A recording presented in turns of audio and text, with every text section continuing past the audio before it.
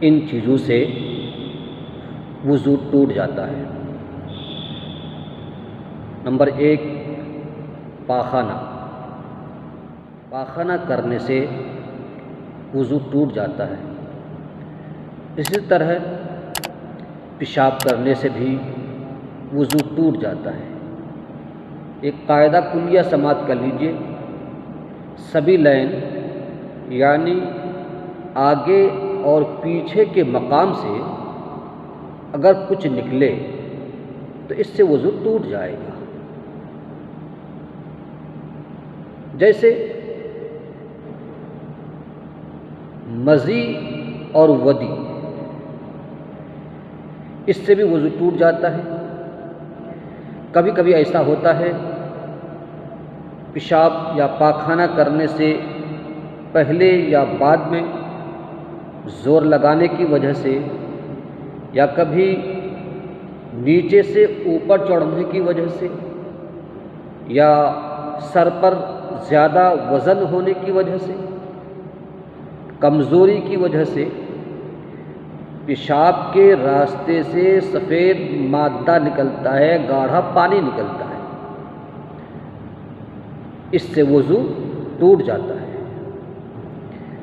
اور منی کے نکلنے سے بھی وضو ٹوٹ جاتا ہے۔ اور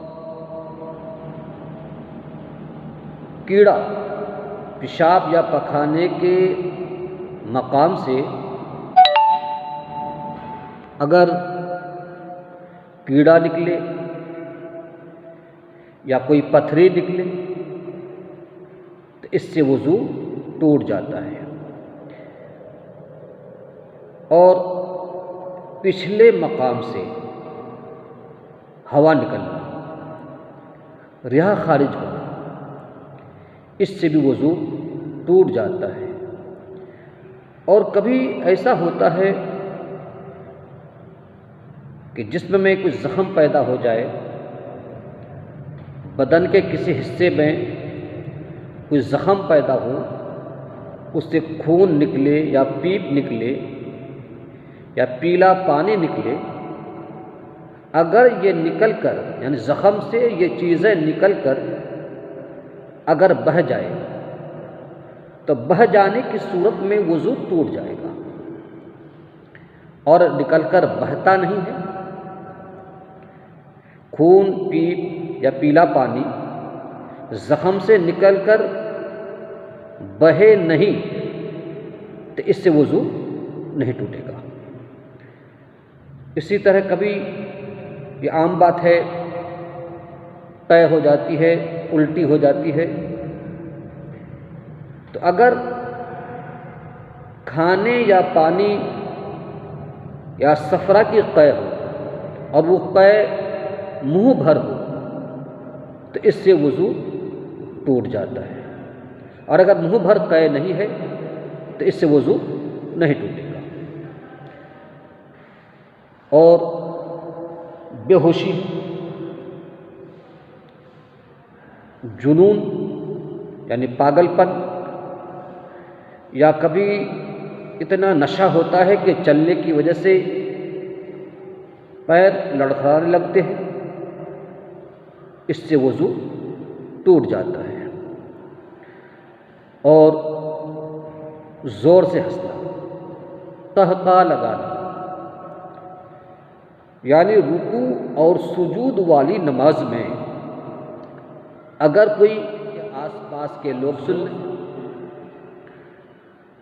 قہقہ لگائے تو اس سے وضو ٹوٹ جاتا ہے۔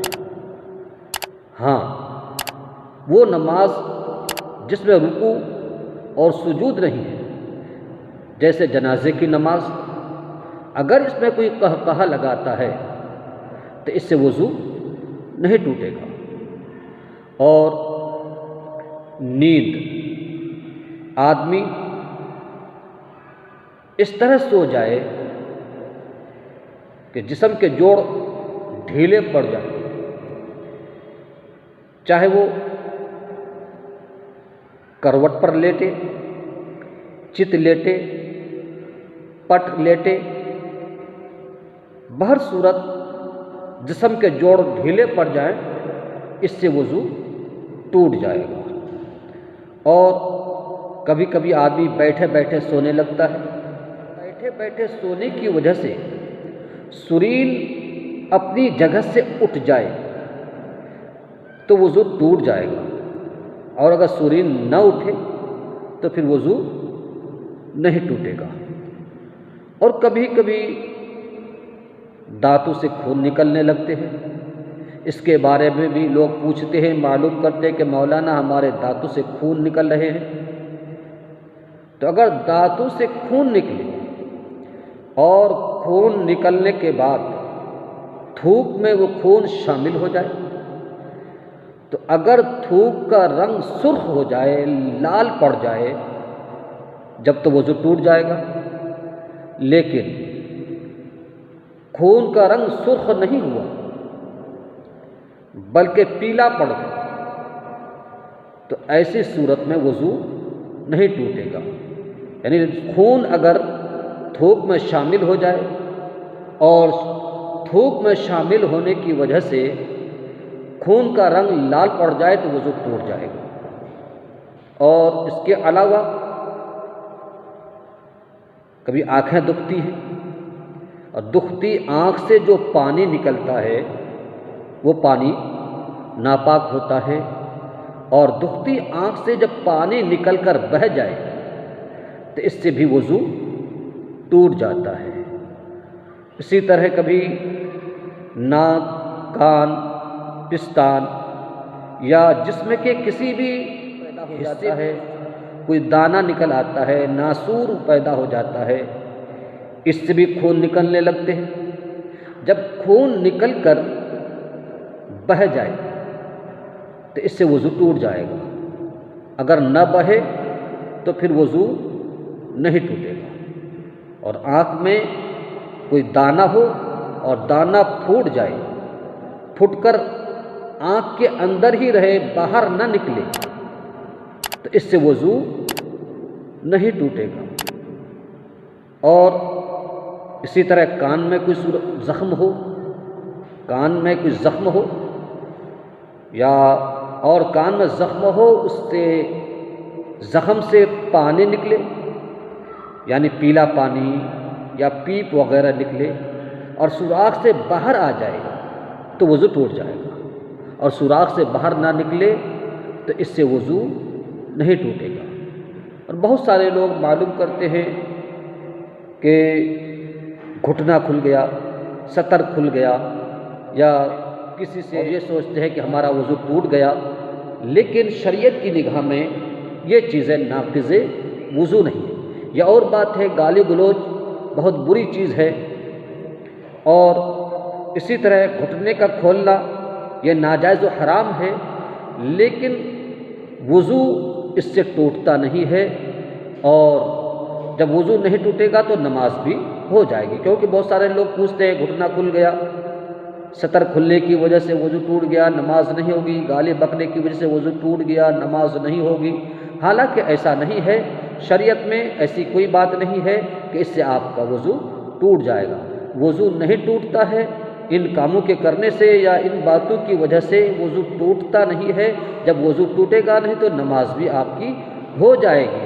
لیکن یہ اور بات ہے کہ یہ باتیں فی البدیہی، یعنی گھٹنے کا کھولنا، سطر کا کھولنا یہ حرام ہے، یہ الگ بات ہے۔ گالی گلوچ یہ ناجائز ہے اور یہ الگ بات ہے، لیکن اس سے وضو نہیں ٹوٹے گا۔ جس سے وضو ٹوٹ جاتا ہے، لیکن خاص باتیں جو عام طور پر لوگوں کے سامنے پیش آتی ہے، ان کا ذکر میں نے آپ کے سامنے کر دیا۔ اللہ رب العالمین ہمیں آپ کو سب کو عمل کی توفیق عطا فرمائے۔ السلام علیکم۔